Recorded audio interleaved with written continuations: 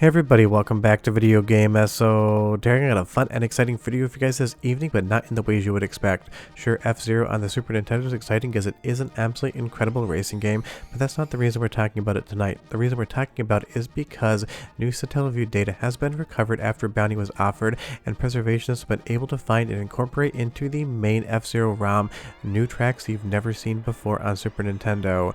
Basically, the only way you could have been able to play these was having a Satellaview back in the day and living in Japan and tuning in when the satellite broadcast actually went out, so you could download the data to a memory card pack on your Satellaview and Super Famicom and then load it up from there. To say it was complicated and convoluted would be an understatement, but because now this data has been recovered and brought back into the main F-Zero ROM, you can play it anytime you want, and that's an absolute massive win for not only preservation as well as emulation, but it's just fun as hell to know people out there trying to do these things. Before you get too far involved though, do me a huge favor, go down below, hit like and subscribe, and ring that notification bell. It definitely helps us out. If you feel so inclined and want to support the channel, we got a Patreon link down below as well. Now I want you to be aware this is not the full data set of what was available on the Satellaview back in the 90s.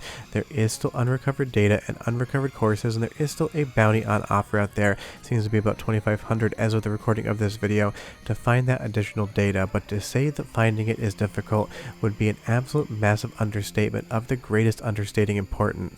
This data is basically, if it still exists, just sitting on some sort of memory card pack in somebody's closet right now or in private collectors' hands in Japan. Basically how the Satellaview worked is you would tune in at the right time and you would go through the Satellaview town and basically download the data when it was broadcast off a satellite. You could then play it, and sometimes you'd even get live music broadcasts that had better audio quality than the Super Nintendo ever could because it was being live streamed in via that data connection.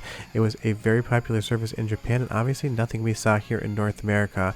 What they would do is provide add-ons of different games that you already had in your collection, or even brand new games were Satellaview exclusives, and so many of those have sadly been lost to time. Because think of it this way, if there was 500,000 Satellaviews and memory cards out there, and say half of them got recycled and half of those had data on them that no one else had, that means you're losing games to time. So the fact that preservation groups are even trying to find it in the first place, paying out these bounties, and then offering up to everyone to play for free so they can enjoy what we thought was lost, is a 10 out of 10 in my book. And you know, with my channel trying to dump and preserve and make available lost arcade games, it is something near and dear to my heart and something I always want to talk about anytime I'm given the opportunity. And when it comes with new F-Zero courses, you really can't go wrong on that type of preservation. We get more of a good thing.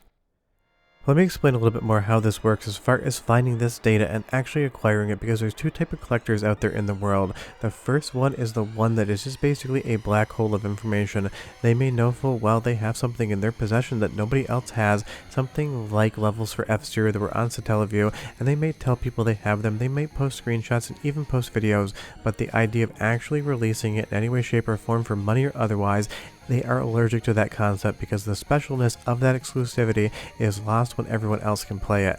I understand everyone has their own viewpoints, but to me, I do not understand this mentality, because sharing is caring, and the more people get to play the fun thing you have, the more fun it is for you. Now there's the second type of collector out there, of which I count myself, which is to say anything I have that you do not have, that the internet doesn't have, that gaming as a whole doesn't have, you are more than welcome from my collection for absolutely free, no strings attached whatsoever.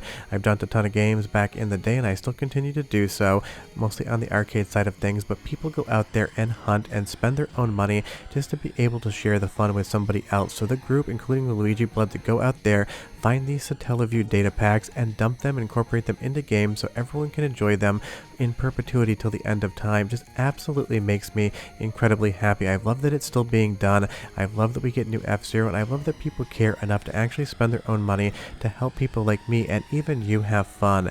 I advocate for it, I celebrate it, and I definitely make videos about it. And I'll give you a soundtrack sample as well, because the F-Zero soundtrack always hits, and it is interesting to hear it on tracks you didn't see back in the day on Super Nintendo. So enjoy.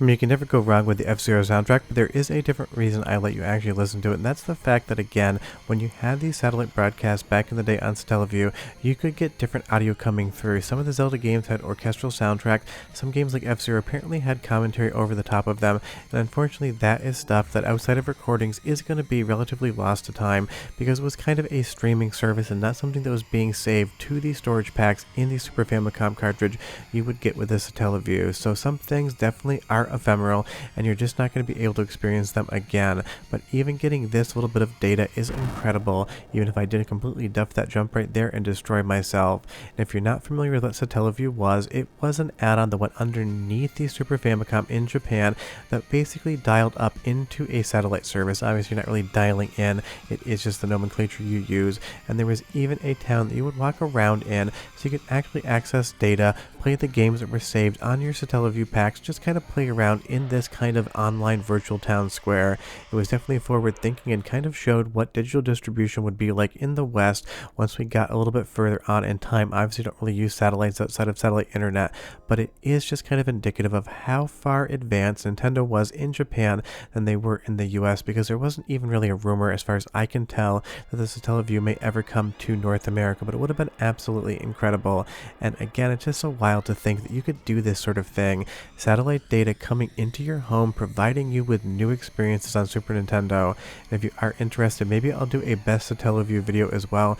Leave me a comment down below and tell me if you want to know what the best games that you can play on Satellaview are today, because obviously this runs on emulation. I'm playing it on MiSTer FPGA with the Satellaview data added into the F-Zero ROM. So there's a ton of different ways to play this. You can obviously play it on real hardware as well if you have a flash cartridge. So basically it is a lost piece of F-Zero content, multiple courses that weren't available outside of a few days ago unless you had that specific ROM cartridge that you saved the data to onto your Satellaview back in the day. So wherever this came from, somebody in the 90s sat down one night, decided they were going to log into Satellaview and play a little F-Zero because they got the broadcast schedule saying they were going to get new courses, and that person kept that pack around.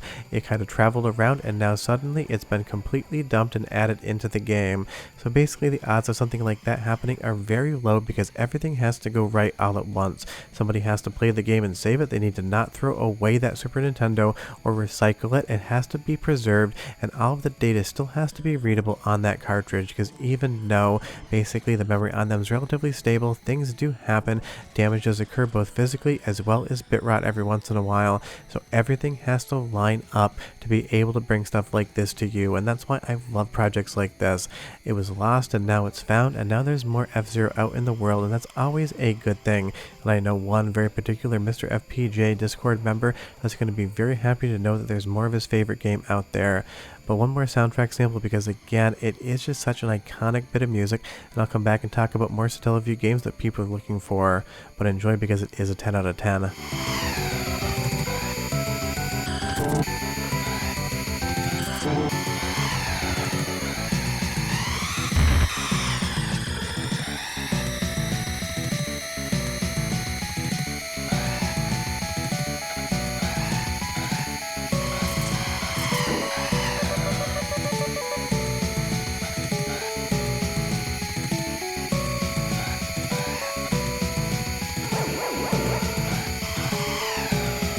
Just some iconic music. Now on the what hasn't been found yet front, as far as F-Zero is concerned, is there is a second broadcast that has other new courses that is not yet found and preserved. So there is apparently a $2,500 bounty out there for that data as well. And once that's found, it seems like everything that ever existed for F-Zero on the Super Famicom and Super Nintendo will have been preserved.